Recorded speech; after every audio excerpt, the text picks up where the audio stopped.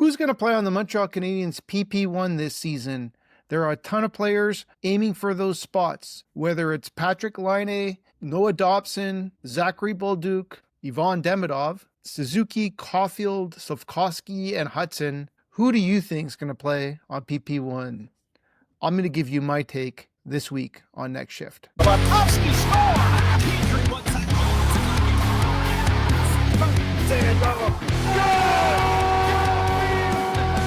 Ball with another save. Lane Hutson scores! Goes after it now. He's in. He scores!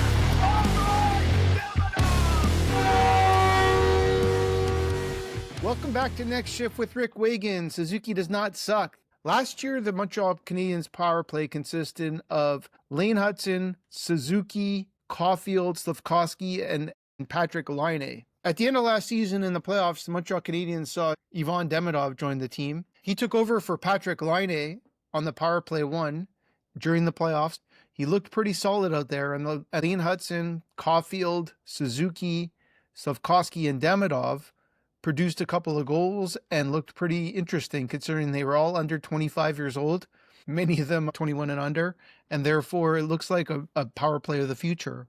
However, everyone knows that the NHL's got this hierarchy level, and Patrik Laine is looking pretty interesting in the summer, working hard on his shot, being the first guy on the ice every practice. He's practicing with Demidov, practicing his one-timers, looks pretty solid out there in 3-on-3 and in Brassard. Will the Montreal Canadiens begin the season with the same power play that did some interesting things last season in December and January when Patrik Laine rejoined the team, played on the half wall where Caufield was more in the bumper or on the side of the net and Slafkovsky continued to play the left side of the net? Or will they bring in Demidov? There are some other interesting additions to the Montreal Canadiens this year. Zachary Bolduc and Noah Dobson were on their respective teams' power play 1 for most of the season. Noah Dobson had a 70-point season one year. Will we see Noah Dobson join PP1? Potentially the Canadiens could be one of those teams that have 2 defensemen on the power play. That being said, obviously there are a ton of players. I'm looking at 8 on the screen right here.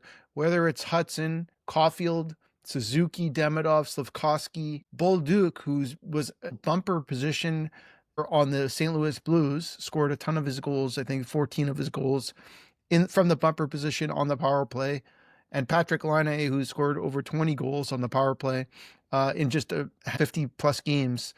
Quite impressive. For my take, I'm looking at the lineup and I'm seeing the young guns. I believe that Demidov will take over for Laine. I don't think it'll happen game 1. I don't think it will take as long as it took Lane Hutson to take over from Matheson on power play 1. I give it about 10 games. So somewhere between 5 and 10 games into the season, obviously barring any injuries, and let's hope we don't see any injuries. But barring any injuries, I foresee this lineup of Hutson, Caufield, Suzuki, Demidov, and Slafkovsky on the power play. Demidov and Slafkovsky have shown some levels of chemistry, and we're going to talk about first line, second lines in a future episode. But I see some chemistry there. Obviously, Slafkovsky is the wild card when it comes to standing in front of the net. There's a player like Bolduc who could do some of the same kind of positioning as well. Demidov is just a genius with the puck. So is Hutson. So is Suzuki. And you know what? Caufield's not so bad either. So I like the lineup as you see on the screen. I believe it's going to be the young guns taking over after about 5 to 10 games. And then you'll see a power play that clicks in all cylinders. That being said, the only way that doesn't happen is if Patrik Laine starts the first 5 or 10 games and just lights it up. Will there be a change of Demidov and Slafkovsky? Perhaps. I still think that you need a player that can get in front of the net, make deflections, make it difficult for their goalie, and that's not Caufield or Demidov. So it's either going to be Slafkovsky or Bolduc that's going to do that. So I think the Montreal Canadiens have some interesting power play dilemmas ahead of them. What I anticipate, and I guess a lot of people have talked about, is the lineup that I'm talking about: Lane Hutson, Caufield, Suzuki, Demidov, and Slafkovsky on the first power play. On the second power play, we're not talking about a bad lineup when you throw out Noah Dobson and Zachary Bolduc with Patrik Laine. You can pick some other players, whether it's Doc, if he's playing well, Newhook, Gallagher, even an Anderson, maybe a Veleno. You can have a bunch of different options on the power play number 2. and yet to see if the Montreal Canadiens are going to make a trade, still yet to come. So I'm looking forward to the season. I'm looking forward to Power Play 1. I think this is going to be a big asset for the Montreal Canadiens. I believe they're going to step it up to another level. I believe they're going to be in the mid-20s this season. I think 25% is very possible. Like I said, Demidov and Hutson together, passing to each other, and then goal scorers like Caufield, Suzuki, and I see Slafkovsky putting the puck in the net a lot this season as well. So I hate to leave Patrik Laine out of there because I think he's going to have a great season too.